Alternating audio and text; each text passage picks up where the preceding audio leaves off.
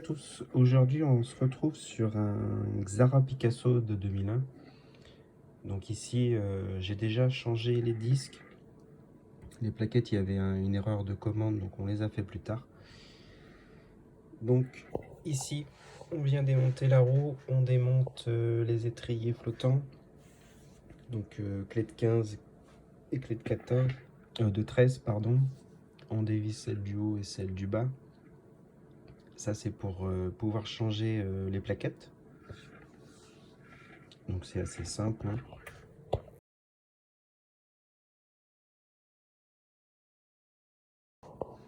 Donc on vient retirer l'étrier flottant, on le pose en haut, on fait attention au tuyau, pas trop l'abîmer. On met en place le pouce-piston. Ça c'est pratique, si vous n'avez pas ça, je vous recommande d'aller voir dans la description, vous avez tous les liens des outils. C'est très pratique. Ensuite, vous voyez, le piston est bien retiré jusqu'au bout. On place les nouvelles plaquettes. Donc le disque est un peu marqué, mais c'est normal, hein, il n'y avait pas de plaquettes. Donc ça a frotté un peu. On vient donc placer les plaquettes neuves, on remet l'étrier par-dessus. Donc on fait bien attention, il y a des agrafes, enfin des sortes de petits ressorts à bien placer. On vient resserrer le tout. Moi j'ai mis un peu de frein filet sur les vis pour sécuriser un peu.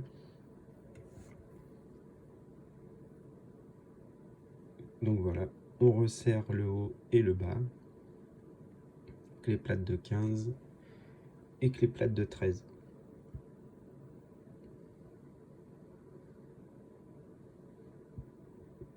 C'est assez simple à faire.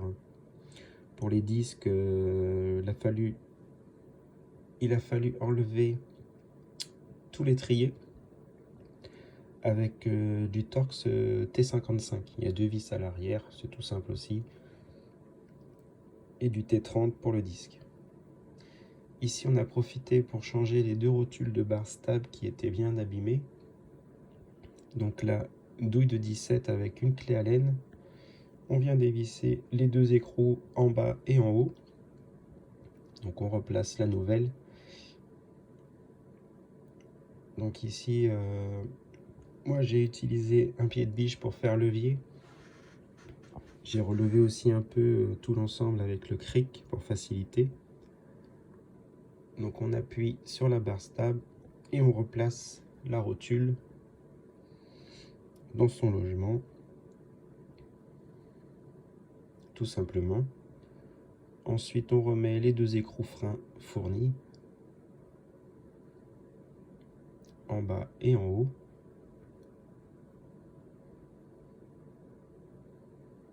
On resserre le tout. Donc on cède avec une clé Allen pour pas abîmer la rotule. Il y a un emplacement spécial devant.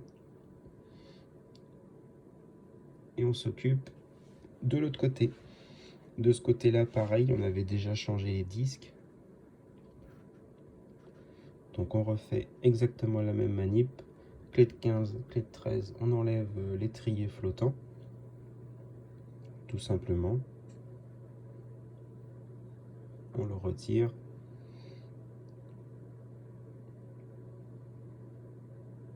Et on le met au-dessus. Pareil, on fait attention au tuyau de ne pas l'abîmer. On enlève les plaquettes. On met les neuves.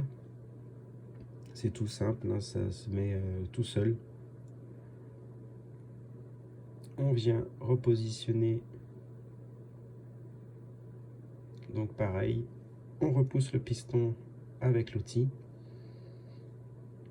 Donc tous les outils sont dans la description si vous voulez les retrouver. Je vous recommande d'aller sur le site de monoutillage.com. Vous allez voir où il y a tout ce dont vous avez besoin. De très bonne qualité également. Donc voilà, on resserre le tout. Idem que le côté droit. Ensuite, un peu de dégrippant sur les vis de rotule. Et on refait la même manip, on dévisse en haut la rotule et en bas.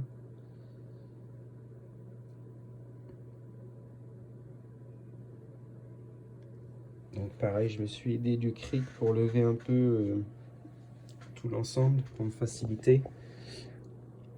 Après, avec le pied de biche, on appuie sur la barre stable. Et la rotule vient directement dans le logement. C'est assez facile.